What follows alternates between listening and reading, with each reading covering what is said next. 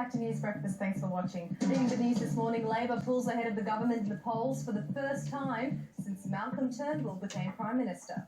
So sure, polls come and go, and today's news poll is a reflection of the messy week that Greg Sheridan so helpfully talked about at the beginning of the show.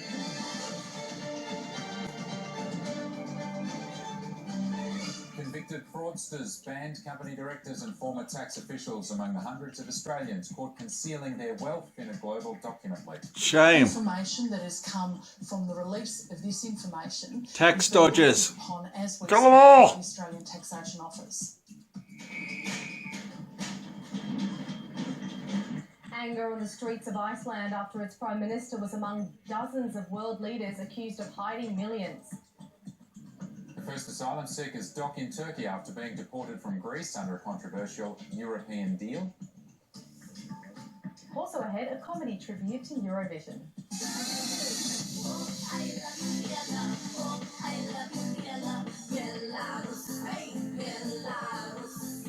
No, it's not the real thing. It's part of the new show from comedian Glyn Nicholas. We'll hear more from him later this hour. And in sport, the Raiders move up to third on the NRL ladder, upsetting the Bulldogs at Belmore. Go the Bulldogs! The government appears to be paying a price for last week's battle, with the states falling behind Labor in a key poll for the first time since Malcolm Turnbull became Prime Minister. A news poll published in today's Australian has Labor ahead 51-49 on a two-party basis, and Labor's primary vote has also risen by 2 points. Labor has gained 2 points, but is still behind on the primary vote with 35% compared to the Coalition's 41%. Now, voters still prefer Malcolm Turnbull as Prime Minister, but Labor leader Bill Shorten has gained some ground. And the poll also revealed the Prime Minister's proposal for states to impose income taxes is unpopular with voters, with more than half of those surveyed opposed to the idea. Cabinet Minister Christopher Pyne was on a Q&A last night. This was his response to that polling. If you look at the poll between who people want, Malcolm Turnbull or Bill Shorten, Shut up, always moron. leads Bill Shorten basically 2-1, at least 2-1. So sure, polls come and go, and today's news poll is a reflection of the messy week that Greg Sheridan so helpfully talked about at the beginning of the show. But after an election campaign, on election day, I firmly believe that with our shut up, moron. things like the National Innovation Science Agenda, the Defence Industry Policy Statement, the Defence White Paper, Senate voting reform, competition law reform, media ownership reform, there'll be a budget in May. Quite clearly, we have the team and the plan to create jobs. No, you don't. Christopher Pyne there. Now, Labor Senator Sam Dastyari is no stranger to polling. In a moment, I'm going to talk to him about Australia's response to those revelations in the Panama Papers and the issue of tax avoidance. But first, it's all about the polls. Now, Senator Sam Dastyari joins us. Go to the rest of the news, and well, we'll start off with the global news, and that is authorities across the globe are being spurred into action on the leaked Panama documents. Yeah. World leaders, sports stars, Shame, shame, shame. The Mossack Fonseca company on the defensive. The Prime Minister of Iceland walked out of an interview, as you can see, when he was asked about his offshore investments, as protesters gathered in the streets in response to the revelations. The Kremlin says the leaks that link associates of Vladimir Putin to offshore companies are designed to create political instability, while Pakistan's Prime Minister Nawaz Sharif is facing questions about his spectacular wealth. First asylum seekers deported from Greece have arrived in Turkey under a new European migration agreement. Ferries carrying about 200 people docked in the port of Dikili. Most of those on board were from Pakistan and had not applied for asylum in Greece. Under the controversial deal, each asylum seeker who arrives in Greece will be deported to Turkey, and in exchange, the EU will settle one Syrian refugee. A standoff between a man and police in Melbourne's west has ended peacefully after 14 hours. A street in Maribyrnong was closed after a 43-year-old man refused to open his door to police and threatened to set fire to his house. Police arrested him just Come after and 5 get o'clock me, this morning. gubbers. Well, throughout yesterday afternoon and throughout tonight, we've been incremental negotiating with the mayor, trying to negotiate a peaceful surrender. That's gone up and down throughout the night, and had an opportunity to peacefully arrest him just a short time ago. At the end of the day, no one's been hurt. So some relief there for those involved. Now, the Catholic Church says a funeral for former Ballarat Bishop Ronald Mulcairns will be low-key and he'll be buried in an ordinary grave. Former bishop who died yesterday, aged 85, told the Royal Commission he received numerous complaints about pedophile priests over 3 decades, but never referred them to police. Instead, he moved the priests around the Ballarat diocese where they continued to offend. In February, he apologised for his actions, and his video evidence was due to continue at a later date. The South Australian government has urged the Whyalla community not to panic after a steel company failed to obtain a financial rescue package from its lenders. Arium needed a $1 billion lifeline from its American backers to keep the Whyalla Steelworks open, but that has been rejected. The South Australian Treasurer says he hopes the federal and state governments, or perhaps an Australian bank, can save the steel plant. Labor is thinking about the Panama Papers, and let's return to the fallout from the release of those documents with hundreds of Australians identified as offshore. Yeah, expose them all. Directors and shareholders. Now, the leak includes huge international banks and companies, as well as a slew of colourful characters, including convicted fraudsters, directors banned by ASIC, and a scandal-plagued Sydney motel. Now, reporter Elise Worthington has taken a look at some of those Australians who have been using Mossack Fonseca to do business. It's been the scene of an axe attack, shootings, and police raids. There are abandoned cars, used needles, and rubbish everywhere. The Warwick Farm Grandstand Motel has a half-day room rate.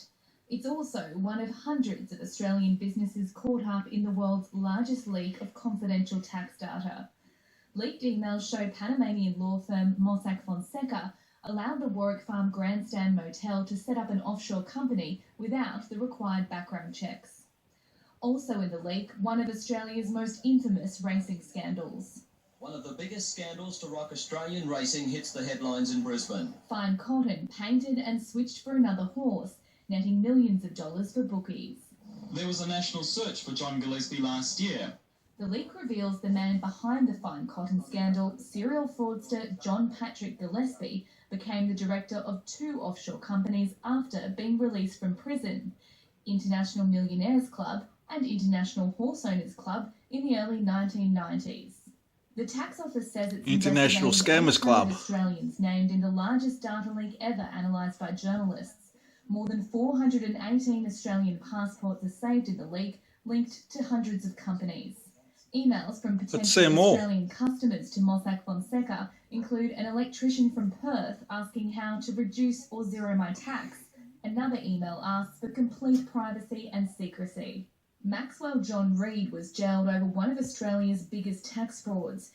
Emails show after being released from prison, he asked Mossack Fonseca to help move $100 million via an escrow account. The majority of Australian-linked companies are incorporated in the British Virgin Islands. The firms that create shell companies, of course, have to register a name, so the company is named. They have to lodge some official paperwork with the government there.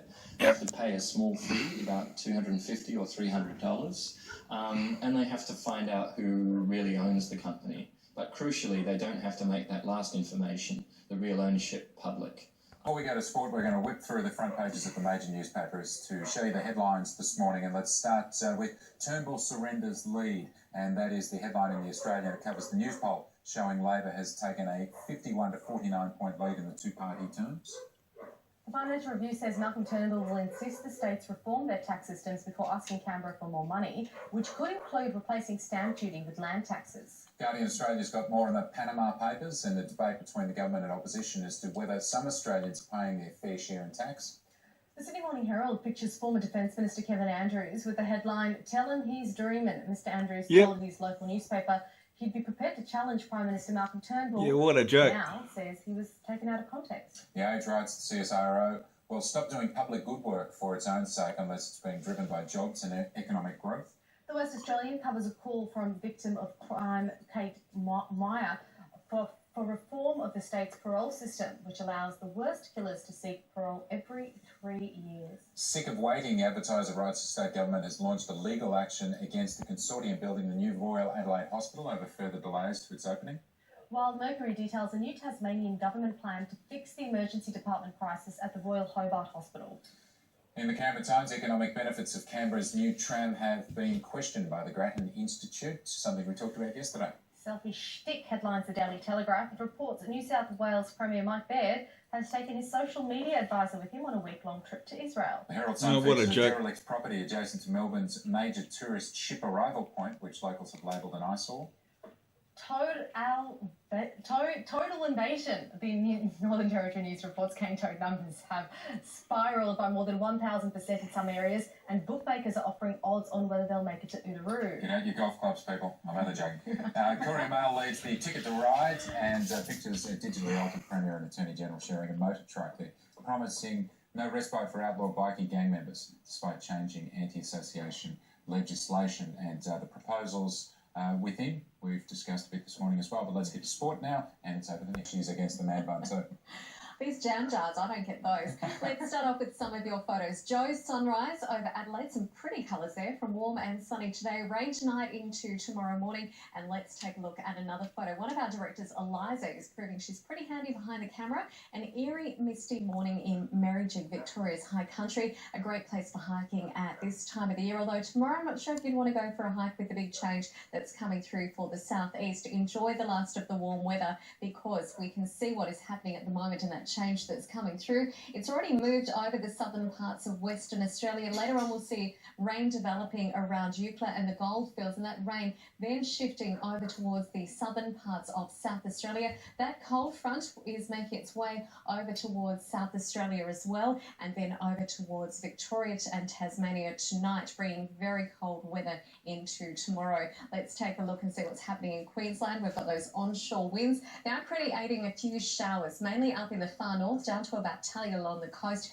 and Wide Bay. It's still very warm right across the state. We are above average, and it's finally dried out in Sydney. You're heading for a top of 27 degrees. In fact, a couple of warmer days, and then that cool change moves through. 29 degrees in Canberra today and 33 in Griffith. For Victoria, warm and sunny. That trough will link up over the southwest this afternoon, and that will bring the cool change to Melbourne late tonight. So enjoy the last of the warm and sunny weather. Very gusty winds. Also windy across Tasmania. A top of 25 degrees in Hobart. Around midday, we'll see showers starting to develop around the west, and we'll see some snow falling as we get into tomorrow night, around 1,000 metres. South Australia, very warm conditions ahead of the change. 28 degrees in Adelaide. It will come through tonight. Showers increasing to patchy rain across the south as we get into tonight and into tomorrow morning. Western Australia, as we can see, the cool change has already moved through. 23 degrees in Perth. Not much rain if you're in the southwest, just a few showers by the coast. Most of the rain falling around Eucla and the Goldfields, and it's still very hot up in the north. We're looking at a top of 34 degrees in Darwin. Let's head around the nation for tomorrow, and here's that cool change. It will come through. 16 degrees in Hobart, but it warms up. Very cold in Melbourne and Hobart. 31 in Canberra. Thanks, Vanessa, and stay with us.